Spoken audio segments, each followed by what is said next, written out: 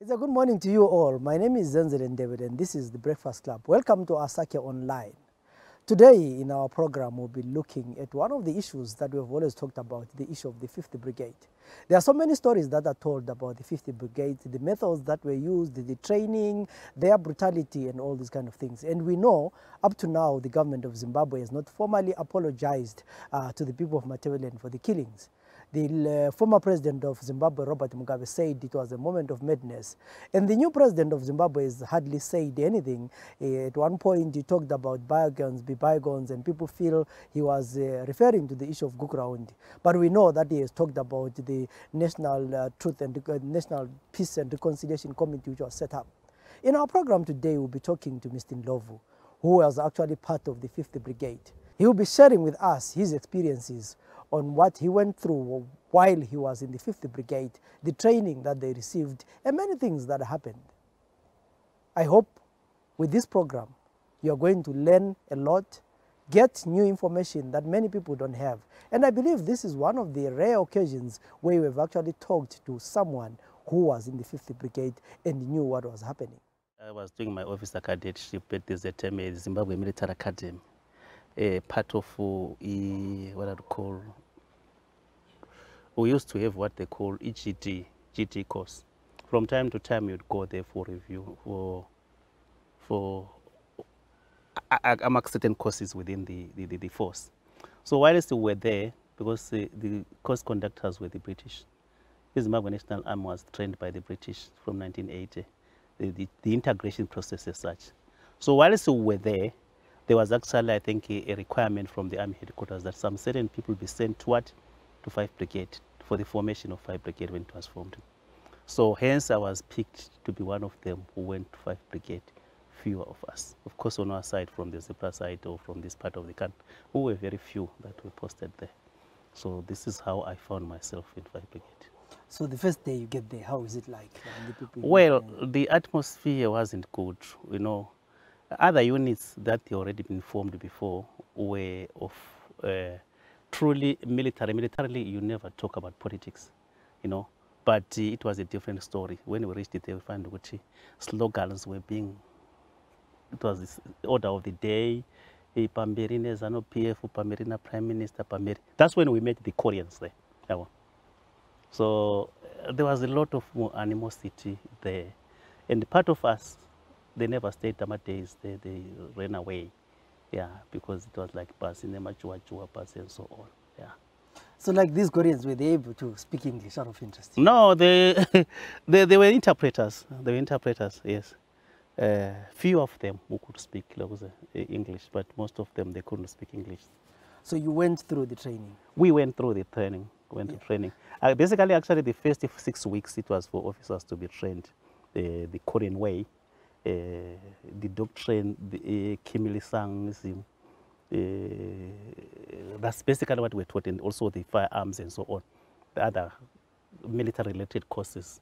Thereafter, then, it was the officers together with one instructor in every company that were training armor soldiers who came. But most of them, they came from Tongogara Assembly Point, and there are few battalions that were integrated, and with the majority who were ex-Zanla.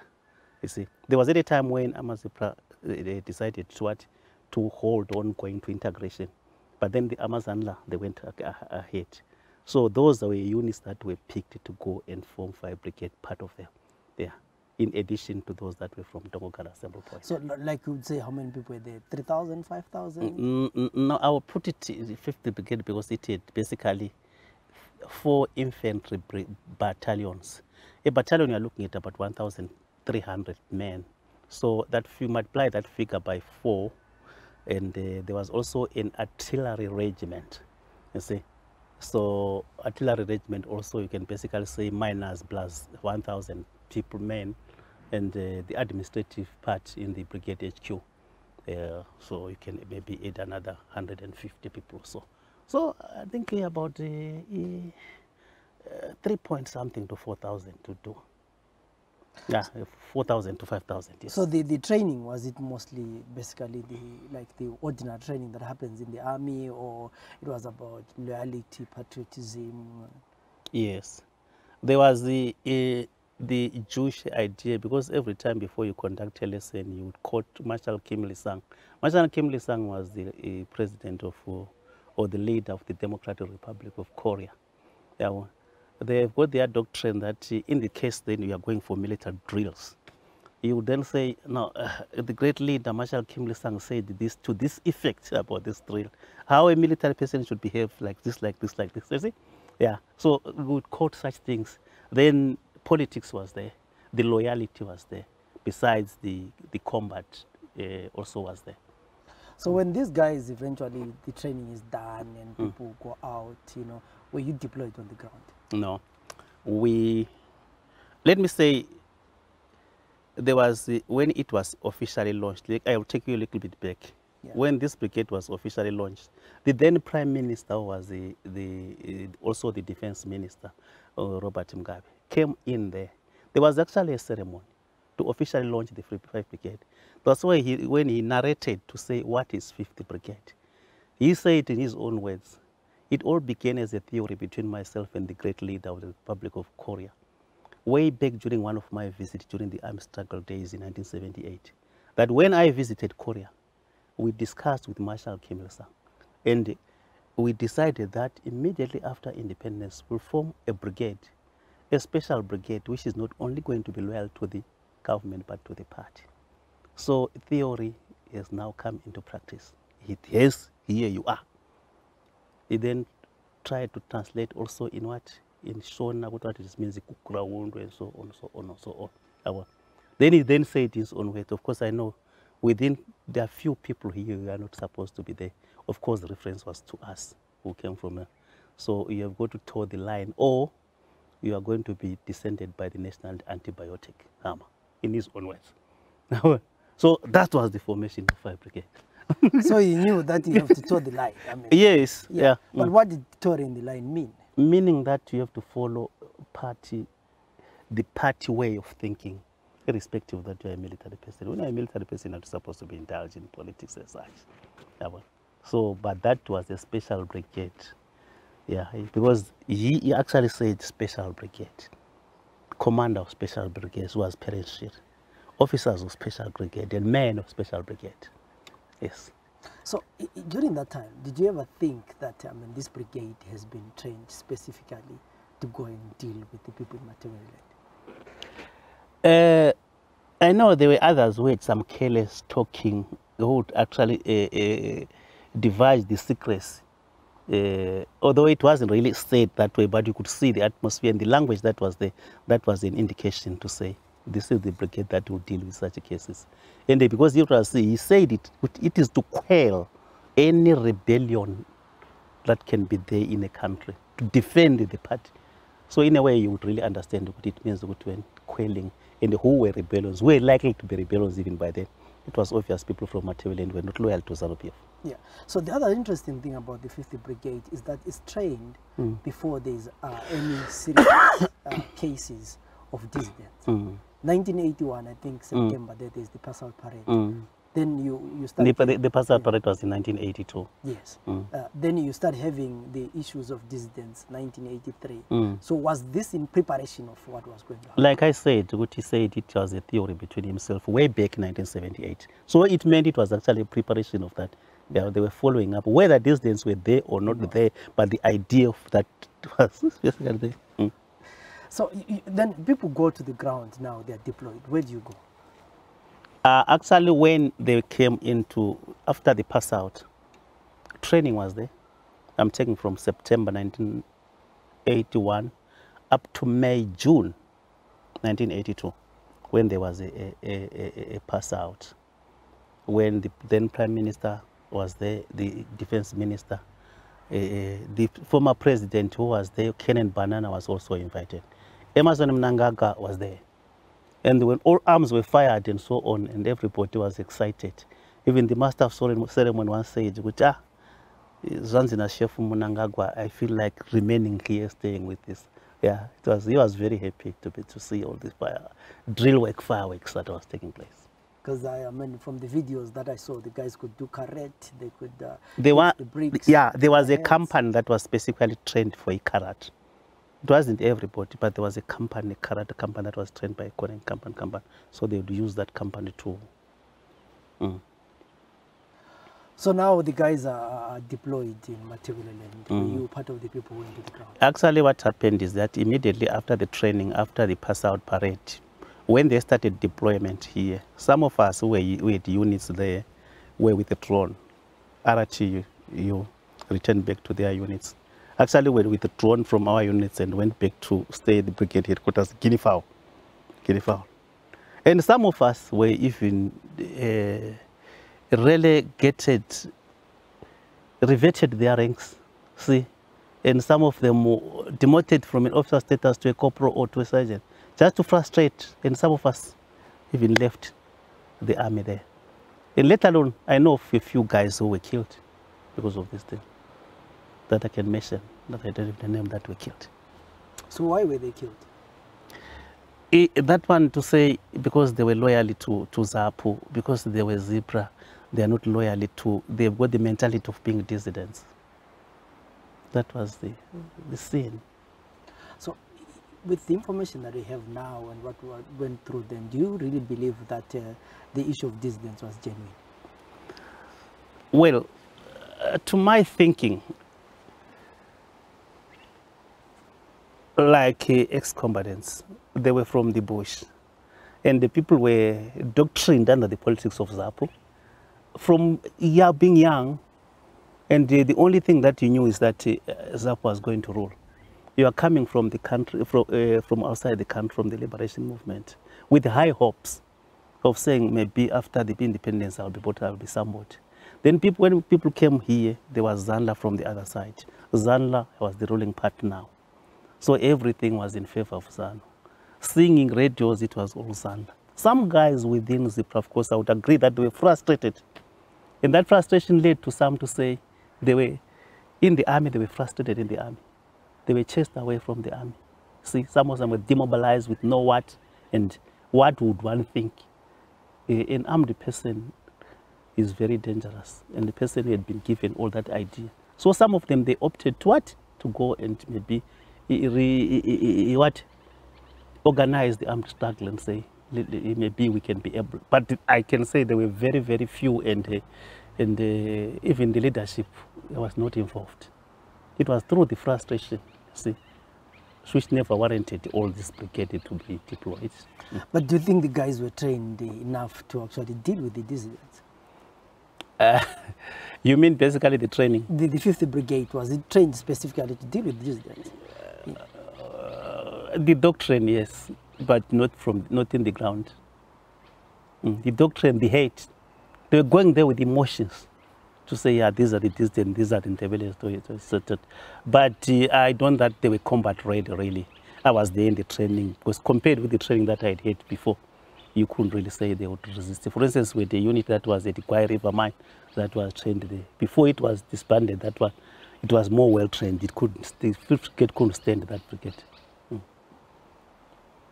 So now you are at the base, the headquarters of the Fifth Brigade in Guinea-Fowl. They are deployed, and you hear all this story. Or did you hear of this story? The information being related to the base on what is going on the ground? Yeah. Yes, it was there. It was there. Some of them were not even afraid to tell you that we're killing them. Yeah, yeah, it was there, definitely. So you know your people are under siege. Probably you're not even able to go home at that particular time. How did you feel? Hey, that's one disturbing moment that was there. Very, very, very disturbing. I remember I had a friend who passed, who was killed. He was told, baby. I heard that the last time he was taken to CIO, and his tongue was just protruding like this. So, well, it was bad. It was bad. So these guys know you are in love, and you are one of the dissidents, so to speak, that you are looking for. Did you get the frictions with the guys that you were working with? Yeah, I remember in their first cordon and search that they conducted in Bulawayo, Was it in 1983? Yeah, yeah. The first cordon search, I was on leave. Yeah, they found me in the house in Pumula East. And my batman was the one who was with others conducting house-to-house search. He found me inside. I said, Chef Umuri Panabo. I said, yeah. I said, I'm Nugar. And he said, okay, we're just conducting the search. But he gave me that face of, no, he still respects me. But from there, he went out and told the other chef who was commanding them that I saw Ndlovu there. Later on, I saw a group of a section of people coming, says, Chef Zanzitim Shades and a chef in Pumula East Shopping Center. And there was Captain Mazoro there, who I was with.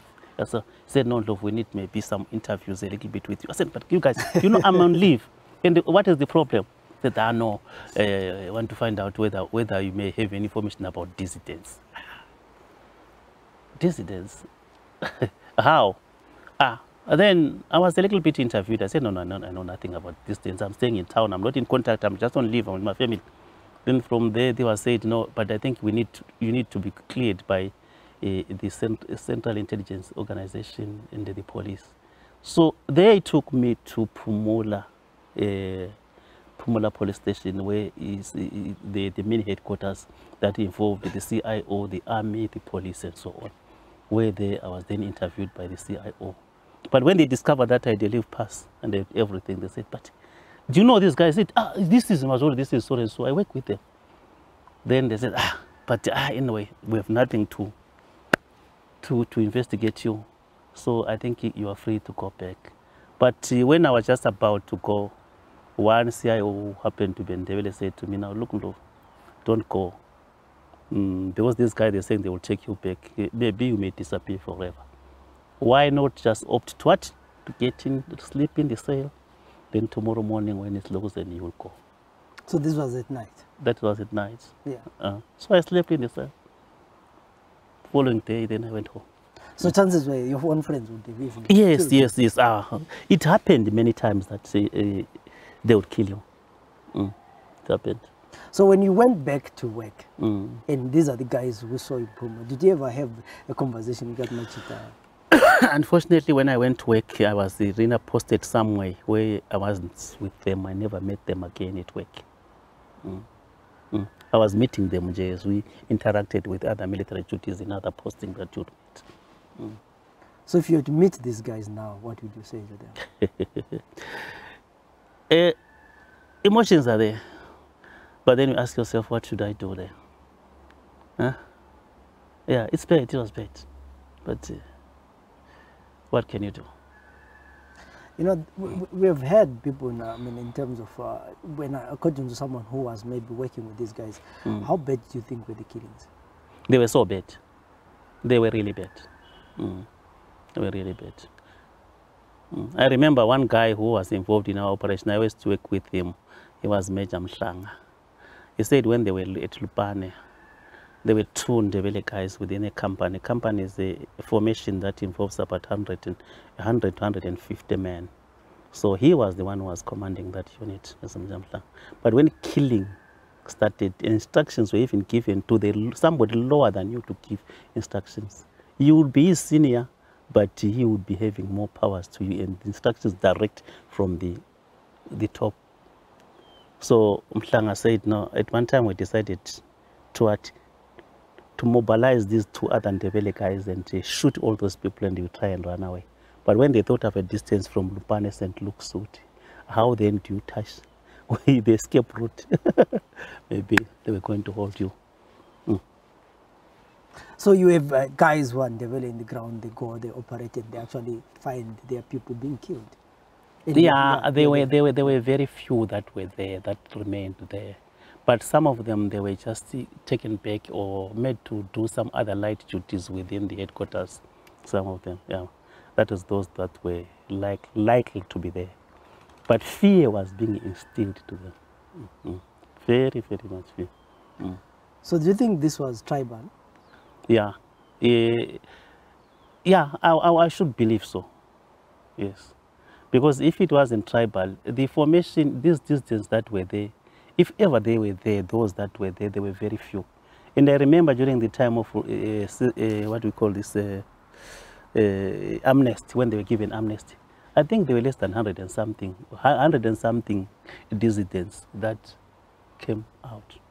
And you imagine a brigade, the whole army was busy in the operations of those dissidents. 100 and something people never warranted all that kind of military deployment. But how many, I mean, what was the success rate of the 5th Brigade in killing dissidents? The 5th Brigade, I won't say it came here really to combat dissident. It came here really to terrorize the people of Matabeleland, to be honest. See, it was to terrorize, to murder, let me say.